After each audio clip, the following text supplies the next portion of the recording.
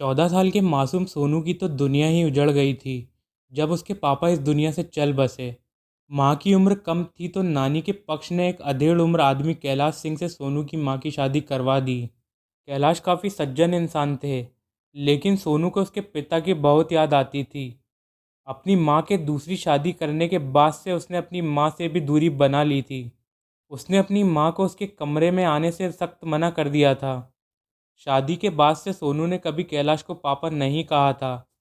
कितनी बार ही उसकी माँ ने उससे कहा था कि कैलाश को पापा कहे, उनके पैर छुए, लेकिन सोनू ने कभी ऐसा नहीं किया। सोनू पढ़ने में बहुत अच्छा था। उसके पापा हमेशा उसके साथ बैठकर पढ़ते रहते थे। उनके जाने के बाद अब सोनू को अकेले कमरे में बैठकर पढ़ना पड़ता था। एक रोज़ कैलाश सोनू के कमरे में उसके साथ पढ़ने के लिए चले गए। सोनू ने उनसे बोला, आप मेरे पापा नहीं हो, मैं आपके साथ नहीं पढ़ूंगा, कहकर उनको मना कर दिया था। सोनू के मना करने पर कैलाश ने बोला, मेरे कमरे में लाइट सही नहीं है, क्या मैं यहाँ एक कोने में बैठकर पढ़ सकता हूँ?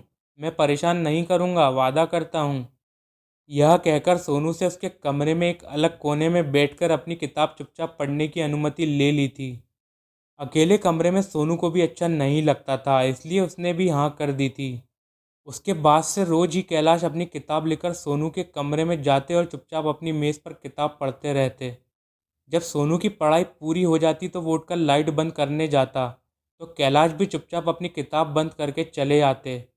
इस तरह से 10 साल बीत गए। इस दौरान भी कैलाश और सोनू की कभी कभार ही बात हुई थी। सोनू की ग्रेजुएशन भी हो चुकी थी और एक कंपनी में जॉब भी मिल गई थी। एक शाम दिवाली की छुट्टियों में जब सोनू घर आया हुआ था तो बाहर एक डाकिया डाक देने आया। उसने आवाज़ लगाई तो कैलाश बाहर डाक लेने चले गए। डाक लेकर जब वापस आए तो सोनू की माँ ने पूछा, किसकी डाक है, क्या लिखा है? उनकी बात सुनकर कैलाश धीरे से बोला, पता नहीं। यह सुनकर सोनू को लगा कि कैलाश उसकी माँ से कोई बात छिपा रहे हैं, इसलिए एकदम से तुनक के बोला, क्या पता नहीं, पढ़ना आता है ना तो पढ़ के बता क्यों नहीं देते? कैलाश हतप्रभ होकर सोनू को देखने लगे और गर्दन नीची कर ली। उनके ऐसे कर्म करने से सोनू और चिढ़ गया। कोई अनपढ़ तो हो नहीं आप?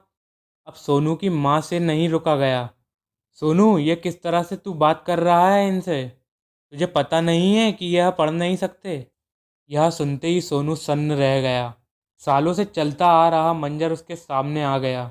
उसे यकायक सब साफ साफ समझ आ गया। उसे समझ आ गया कि कैलाश कैसे उसे केवल साथ देने के लिए घंटों उसके कमरे में किताब खोलकर बैठे रहते थे।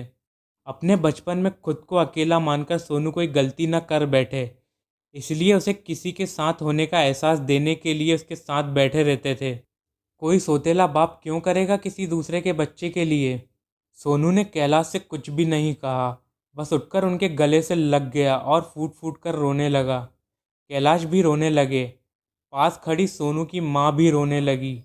आज सही मायने में वो तीनों एक परिवार बन गए थे। दोस्तों, किसी भी इंसान को उस इंसान के व्यवहार से आंकना चाहिए, ना कि उसके साथ आपका रिश्ता क्या है। कोई इंसान आपका सौतेला होकर भी आपके लिए बहुत कर जाता है और कोई इंसान आपका सगा होकर भी दगा करता है। तो दोस्तों, वीडियो आपको कैसी लगी कमेंट करके ज़रूर बताएं और ऐसी ही अन्य अच्छी कहानियाँ सुनने के लिए वीडियो को लाइक और चैनल को सब्सक्राइब करें।